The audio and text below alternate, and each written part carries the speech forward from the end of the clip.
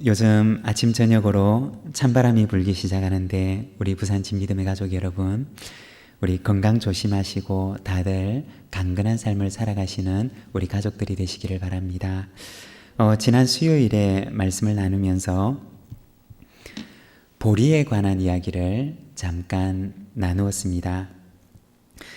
보리는 어떤 식물이냐? 보리는 가을에 심어서 추운 겨울을 견뎌내고 그리고 따뜻한 봄이 되면 열매를 맺고 수확을 하게 되는 그러한 식물입니다. 어떤 사람이 이 보리도 다른 식물들처럼 봄에 심어서 여름에 무럭무럭 자라게 해서 가을에 추수를 하게 되면 그러면 보리도 더 많은 추수를 할 수 있지 않을까라고 생각을 했습니다. 그래서 정말 그 생각대로 이제 봄에 심고 그리고 여름을 지나서 가을이 와서 추수를 해보았는데 예상대로 여름이 지나니까 보리가 모성하게 자라나더랍니다. 그리고 가을이 되어서 기대감을 가지고 결실을 했는데 어떻게 되었느냐? 보리 가운데 이삭은 잔뜩 열렸지만 그러나 타작을 해보니까 그 속이 모두가 비어있는 쭉정이더라 라고 하는 이야기를 들은 적이 있습니다. 여러분, 보리는 추운 겨울을 지내면서 그 속을 가득 채우는 그러한 식물입니다. 이와 마찬가지로 우리 인생 가운데도 때로는 겨울이 올 수가 있습니다. 그러나 그 겨울을 통해서 속을 가득 채우는 그것이 바로 우리의 믿음의 삶인 줄로 믿습니다. 예전에 섬기던 교회에서 한 집사님의 간증을 들은 적이 있는데 이 집사님의 가정 가운데 건강의 겨울이 찾아왔던 것입니다. 그 전까지만 해도 가족들이 모두가 다 뿔뿔이 생활을 하고 자기 생활에만 정신이 없었고 그리고 서로 바빠서 서로를 돌아볼 수 있는 겨를이 없었는데 그런데 이 가정에 건강이 어려움이 찾아오게 되자 얼마 동안의 투병의 과정들을 겪게 되면서 가족들이 서로 하나가 되고 그리고 사랑으로 더 단단해지는 그러한 시간을 가지게 되었다라고 하는 이야기를 들은 적이 있습니다. 우리의 인생 가운데는 때로는 건강의 겨울이 찾아올 수도 있고 그리고 물질의 겨울이 찾아올 수도 있고 때로는 관계의 겨울이 찾아올 수도 있습니다. 우리 인생의 어떤 겨울들이 우리의 삶 가운데 찾아올 수가 있습니다. 그러나 우리 믿는 사람들에게 있어서 그 겨울은 없어야 하는 겨울이 아니라 마치 보리처럼 그 속을 가득 채우는 그러한 계절인 줄로 믿습니다. 하나님을 사랑하는 자, 곧 그 뜻대로 부르심을 입은 자들에게는 모든 것이 합력하여 선을 이루신다 라고 하는 그 말씀처럼 우리의 인생에 그 추운 계절이 찾아왔을 때 비록 고통스럽고 어려운 시간이지만 그러나 하나님께서는 그 모든 것들도 합력하여서 하나님의 선을 이루게 하시는 역사를 우리에게 허락해 주실 줄로 믿습니다. 오늘도 그 하나님을 믿고 신뢰하면서 우리의 인생에 찾아오는 그 겨울이라 할지라도 언젠가 그 겨울이 지나가는 때를 기다리면서 그 겨울이 다 지나갔을 때 속이 꽉 가득 찬 열매를 가지고 하나님 앞에 나아가 드리는 저와 여러분, 우리 부산지 모든 믿음의 가족들의 삶이 되시기를 간절히 소망합니다. 우리가 이번 10월에는 데살로니가전서 말씀을 함께 묵상을 하고 있습니다. 특별히 오늘 우리가 읽고 있는 이 데살로니가전서 5장의 말씀은 마지막 부분에 관한 말씀인데 사도 바울이 데살로니가 교회 성도들에게 보내는 그리고 그들에게 권면하는 간절한 사랑의 권면이 바로 이 속에 담겨 있습니다. 마치 어린아이를 대하는 어머니의 마음처럼 바울은 이 데살로니가 성도들을 향하여 간곡한 사랑의 부탁을 그들에게 하고 있는 것입니다. 우리가 지난주 보았던 그 말씀에서는 먼저 지도자들에 대해서 얘기하기를 그들의 수고를 알아주고 더욱 귀히 여기라고 권면합니다. 왜 그렇게 하느냐? 교회는 약한 것일수록 더 귀한 것으로 감싸주는 곳이기 때문입니다. 바울은 그렇게 해서 데살로니가 교회 공동체가 더 건강하게 세워지기를 원했던 것입니다. 그리고 오늘 우리가 읽은 이 본문에서는 교회 공동체를 향하여서 권면을 하고 있습니다.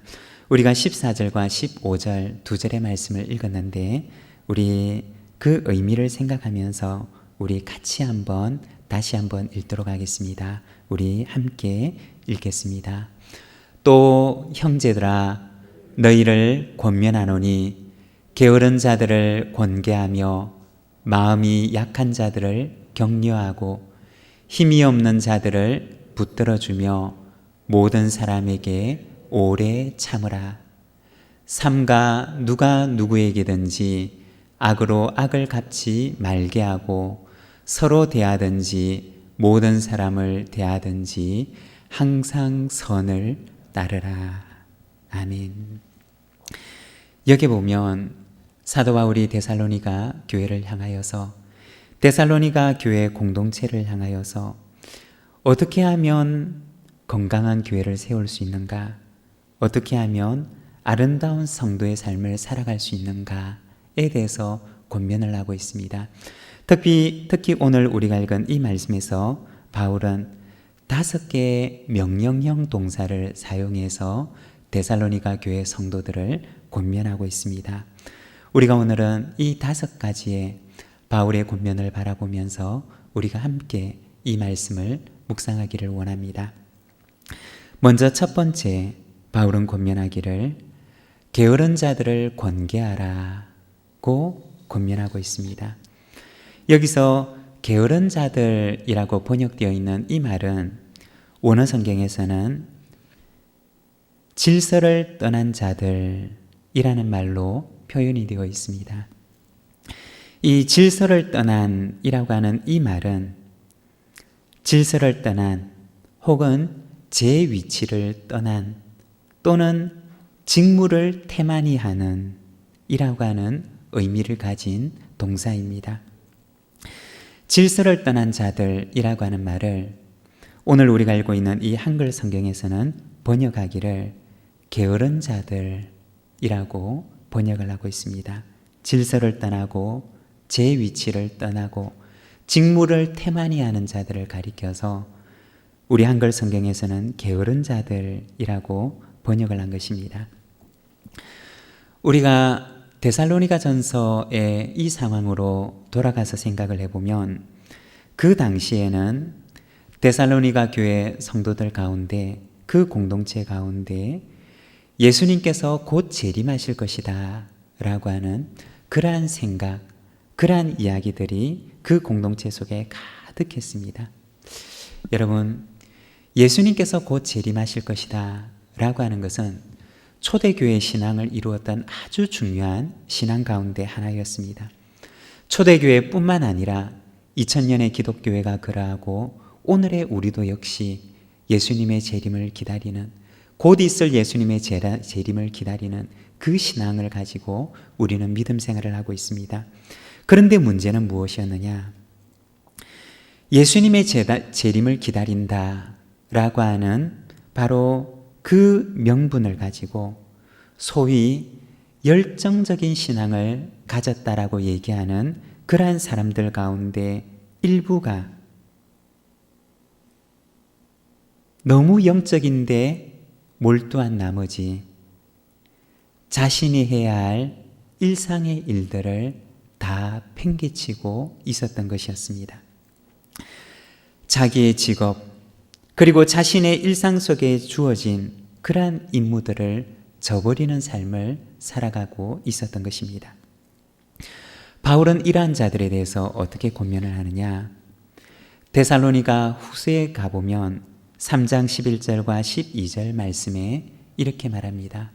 우리가 들은즉 너희 가운데 게으르게 행하여 도무지 일하지 아니하고 일을 만들기만 하는 자들이 있다 하니 이런 자들에게 우리가 명하고 주 예수 그리스도 안에서 권하기를 조용히 일하여 자기 양식을 먹어라 하노라.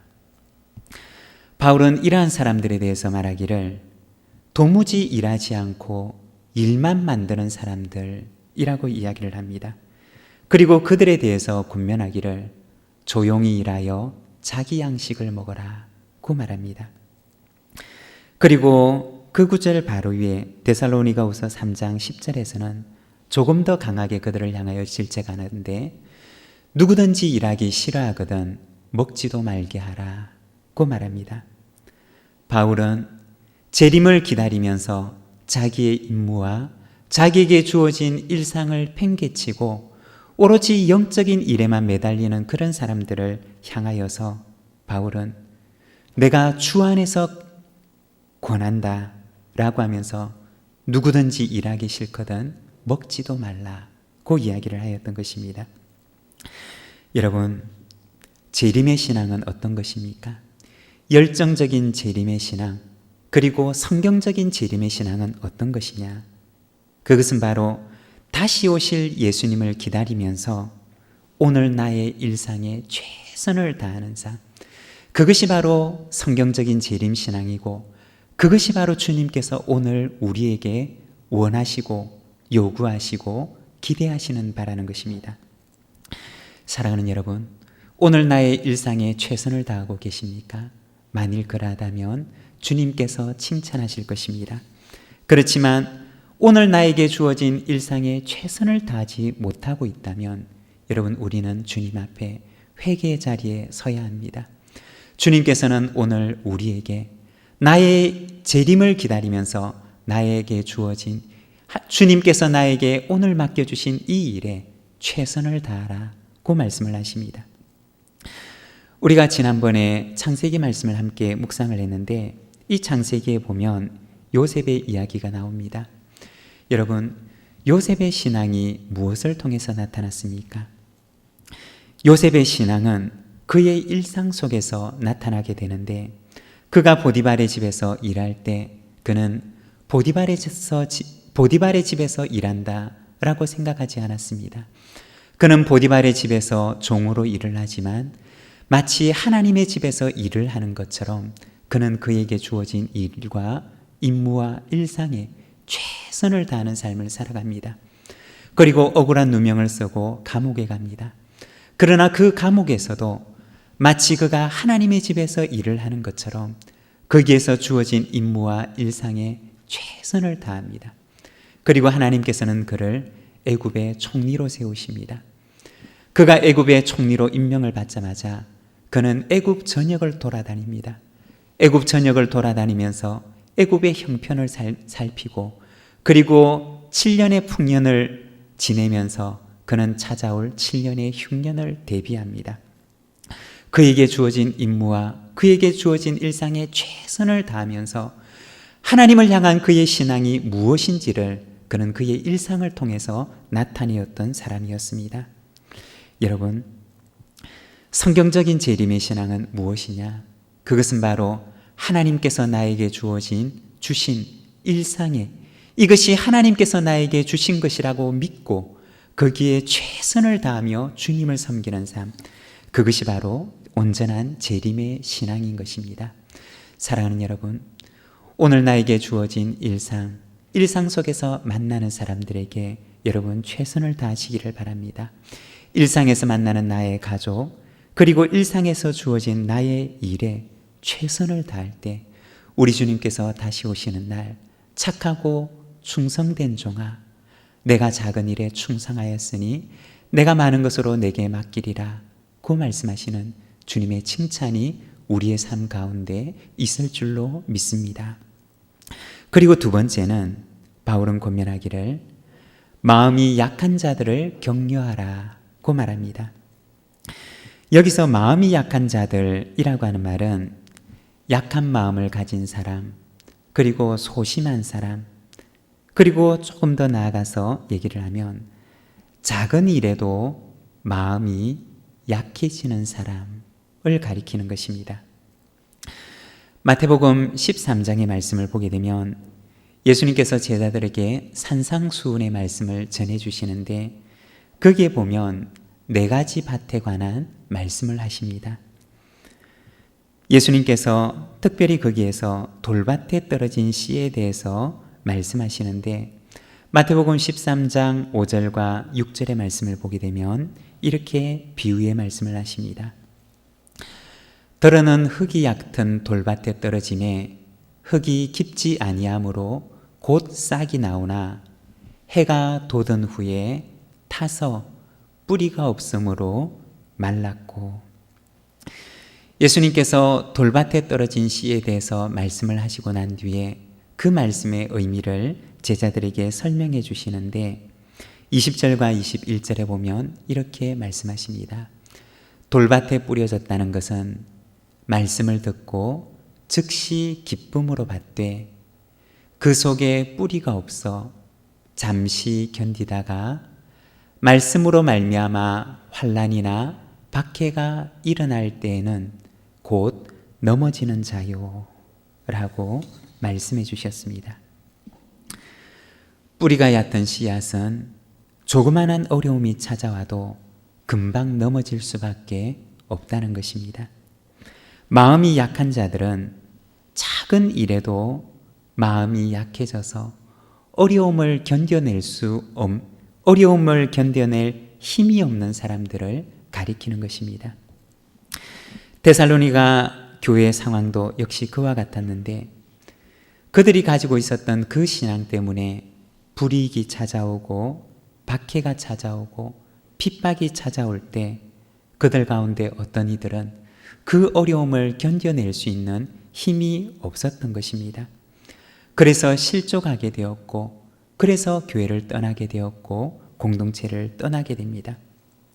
처음에는 말씀을 받고 기쁨으로 신앙생활을 하지만 그러나 그 뿌리가 깊지 못해서 이제 생겨난 지 얼마 되지 아니한 이제 그 마음속에 믿음의 뿌리가 내린 지 얼마 되지 아니한 그 성도들 가운데는 그 어려움을 이겨낼 수 있는 힘이 없는 이들이 있었다는 것입니다. 그래서 바울은 데살로니가 교회 성도들을 향하여 권면하기를, 그들의 공동체를 향하여 권면하기를, 마음이 약한 자들은 여러분이 격려해 주십시오. 그래서 그 어려움을 잘 이겨낼 수 있도록 여러분이 도와주십시오 라고 그 공동체에 그 약한 사람들을, 마음이 약한 사람들을 부탁하고 있었던 것입니다. 사랑하는 여러분, 교회 공동체 가운데는 이처럼 약한 이들이 있을 수 있습니다. 말씀을 받고 나서 기쁨으로 주님을 따르지만 그러나 그 뿌리가 얕기 때문에 어려움과 환난이 찾아오게 될 때 그 어려움을 이길 힘이 없어서 쓰러질 수 있는 그런 사람들이 있다는 것입니다. 바울은 이러한 이들을 그들의 공동체 가운데 부탁합니다. 여러분, 마음이 약한 자들은 여러분이 격려해서 그들이 이 어려움을 잘 이겨낼 수 있도록 여러분이 도와주시기를 바랍니다 라고 부탁합니다. 그리고 세 번째는 힘이 없는 자들을 붙들어 주라고 말합니다. 여기서 힘이 없는 자들이라고 하는 것은 두 가지 의미를 지니는데 먼저 첫 번째는 병들고 연약한 사람, 육신적으로 힘이 없는 사람들을 말합니다. 그리고 두 번째는 영적으로 힘이 없는 사람들을 말하는데 죄의 유혹을 이길 수가 없고 물질과 세상의 염려로 인해서 그것을 이겨낼 힘이 없는 그런 사람들을 가리킵니다. 그래서 죄의 유혹에 빠지고 세상의 염려에 사로잡혀서 실족하는 사람들을 가리키는 것입니다. 이러한 사람들에 대해서 마태복음 13장에 예수님의 그 4가지 씨에 관한 비유에서는 마치 가시떨기에 떨어진 사람과 같다라고 말씀하십니다. 마태복음 13장 7절에 보면 이렇게 말씀합니다. 더러는 가시떨기 위에 떨어짐에 가시가 자라서 기운을 막았고. 예수님께서 마태복음 13장 22절에 그 비유의 의미를 다시 설명해 주시는데 이렇게 말씀하십니다. 가시떨기에 뿌려졌다는 것은 말씀을 들으나 세상의 염려와 재물의 유혹에 말씀이 막혀 결실하지 못하는 자요.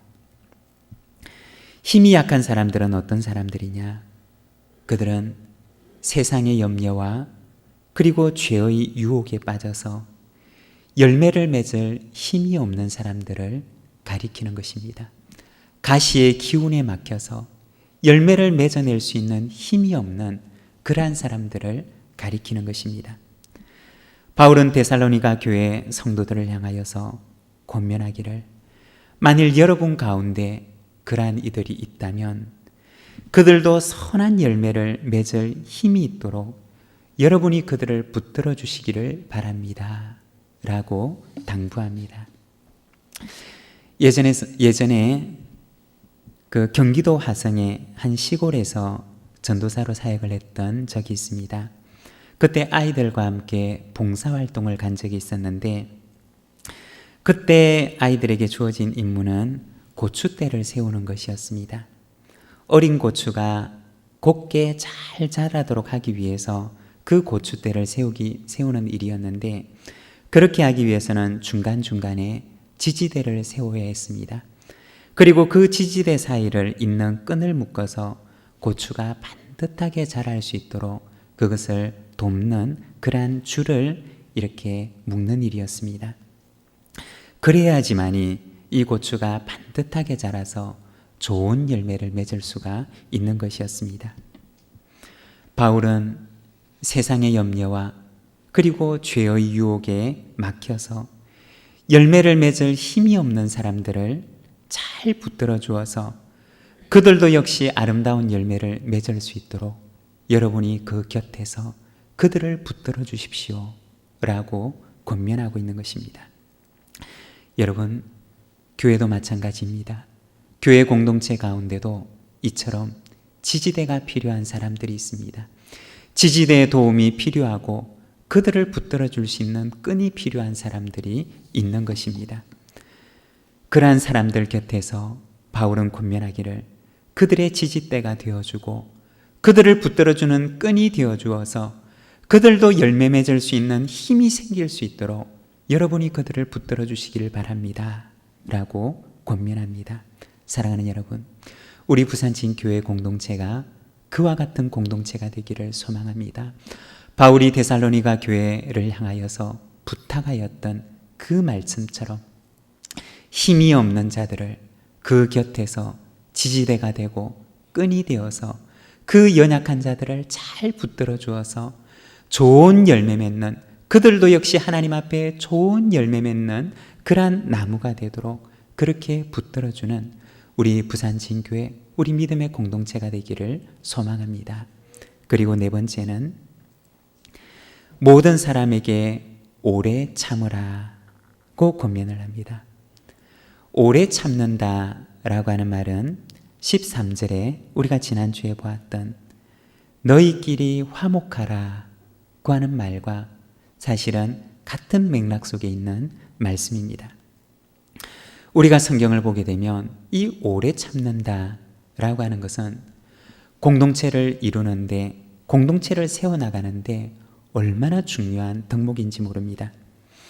고린도전서 13장 4절의 말씀을 보게 되면 사랑은 오래 참고 라고 말씀을 합니다. 바울은 고린도 교회 성도들에게 편지하면서 그들에게 사랑을 부탁하는데, 이 사랑의 속성에 대해서 바울은 고린도전서 13장의 이야기를 할 때 가장 먼저 부탁을 했던 것이 무엇이냐?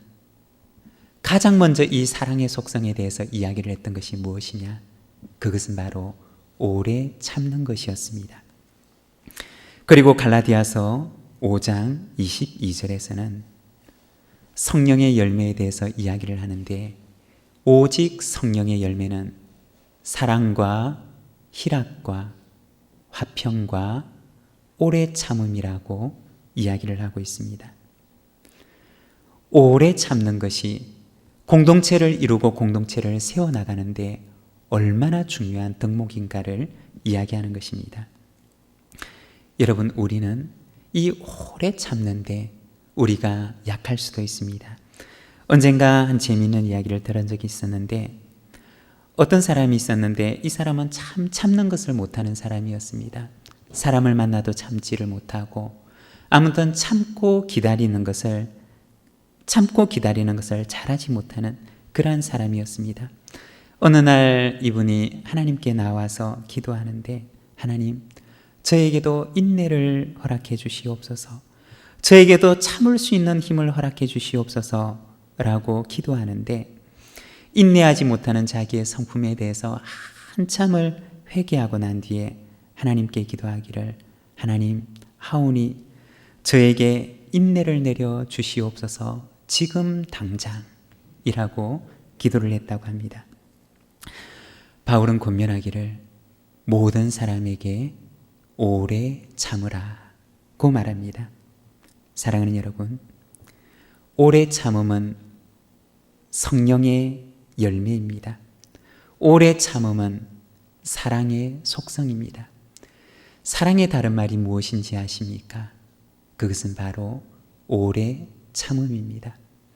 고린도전서 13장은 사랑이 무엇인가에 대해서 얘기를 하는데, 사랑의 또 다른 이름은 바로 오래 참음입니다 라고 말합니다. 여러분, 모든 사람에게 오래 참으시기를 바랍니다. 가정에서 남편을 향하여 오래 참으시기를 바랍니다. 아내를 향하여서 오래 참으시기를 바랍니다. 우리의 자녀들을 향해서 오래 참으시기를 바랍니다. 그것이 바로 사랑입니다. 교회 공동체를 향하여서도 내 마음에 차지 않는 사람이나 일에 대해서 오래 참으시기를 바랍니다. 그것이 바로 공동체를 향한 사랑입니다. 이웃을 향해서도, 나와 다른 이들을 향해서도 오래 참으시기를 바랍니다. 왜냐하면 그것이 사랑이고 주님께서도 우리를 향하여 오래 참으셨기 때문입니다.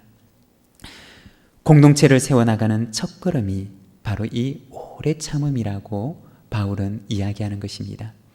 이제 막 생겨난, 이제 교회의 틀을 갖추어 나가기 시작하는 데살로니가 교회를 향하여서 바울은 건강한 교회를 세워나가기 위해, 건강한 공동체를 세워나가기 위해 여러분들은 모든 사람을 향하여 오래 참으십시오 라고 부탁하는 것입니다. 오래 참는 사랑의 끈이 바로 그 공동체를 세워나가는 끈이 되기 때문이라는 것입니다. 그리고 마지막 5번째, 바울은 권면하기를 항상 선을 따르라고 말합니다. 15절의 말씀을 보게 되면, 삼가 누가 누구에게든지 악으로 악을 갚지 말게 하고 서로 대하든지 모든 사람을 대하든지 항상 선을 따르라고 말합니다. 여기서 바울은 항상 선을 따르라고 얘기를 합니다. 여기서 따른다라고 하는 말은 힘써서 쫓아간다 라고 하는 그러한 의미를 가집니다.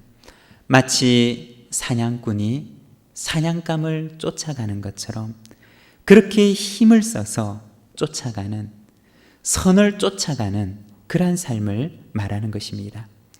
악을 악으로 갚지 말고 항상 선을 쫓는 삶, 모든 사람을 향하여 선을 쫓는 삶을 바울은 데살로니가 교회 성도들에게 부탁하는 것입니다. 우리가 성경에 보면 다윗의 삶이 바로 그러했습니다. 다윗의 삶을 보게 되면 그를 미워하는 사울은 이 다윗을 쫓아오는데 미움과 시기의 창을 들고 다윗의 인생을 파멸로 몰아가기 위해서 그를 쫓아옵니다. 그러나 다윗이 사울을 대하였던 방식은 어떠하였느냐? 오히려 사울을 보호하고 자기를 헤아려 하는 자를 오히려 선으로 갚았던 것이 다윗의 삶이었습니다. 그렇게 할 때 어떻게 되었느냐? 하나님께서는 악을 행하는 자에게는 악으로 그에게 갚아주셨고 선을 행하는 자에게는 하나님께서 선으로 그의 인생을 갚아주셨습니다. 사랑하는 여러분, 모든 사람을 대하든지 언제나 우리의 삶이 선으로 악을 이기는 삶, 모든 사람에 대하여 항상 선을 쫓는 삶을 살아가는 저와 여러분의 삶이 되기를 소망합니다. 그것이 바로 그리스도인의 삶이고, 그것이 바로 오늘 바울이 데살로니가 교회 성도들을 향하여 권면했던 권면의 말씀인 것입니다. 사랑하는 여러분, 요즘 우리의 교회는 겨울 같은 그러한 시기를 보내고 있습니다. 어려운 시기를 우리가 함께 보내고 있습니다.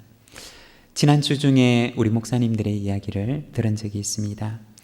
우리가 교회가 함께 모이지를 못하고 그리고 잘 모일 수 없는 그러한 형편인데, 우리 목사님들 가운데 몇몇 분들께서 참 가정마다 신경을 쓰고 그 식구들을 돌아보고 계신다라고 하는 그러한 이야기를 들은 적이 있습니다.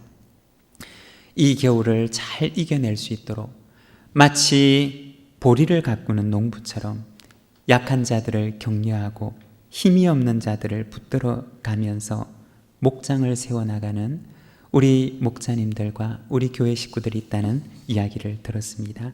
사랑하는 여러분, 우리 부산진교회 공동체가 마치 보리를 가꾸는 농부의 마음을 가지고, 우리 하나님의 그 주님의 마음을 가지고 연약한 자들을 붙들어주고 힘이 없는 자들을 세우고 격려하며 하나님 앞에 건강한 교회를 이루어 나가는 우리 부산진교회, 우리 믿음의 가족들이 되시기를 바랍니다. 이 겨울이 다 지나고 날 때 우리가 주님 앞에 그 속이 꽉 찬 보리처럼 우리 하나님 앞에 풍성한 열매를 가지고 하나님 앞에 나아가는 우리 부산진교회와 우리 모든 믿음의 가정, 우리 모든 믿음의 식구들이 되시기를 간절히 소망합니다. 우리 함께 기도하기를 원합니다. 바울이 데살로니가 교회 공동체를 향하여 건강한 교회를 세워나가기 위하여 간곡하게 부탁했던 그 부탁처럼 하나님 앞에 건강한 교회를 세워나가는 우리 부산진교회, 그리고 저희들의 삶이 되게 하옵소서. 이 시간 함께 기도하며 나가겠습니다.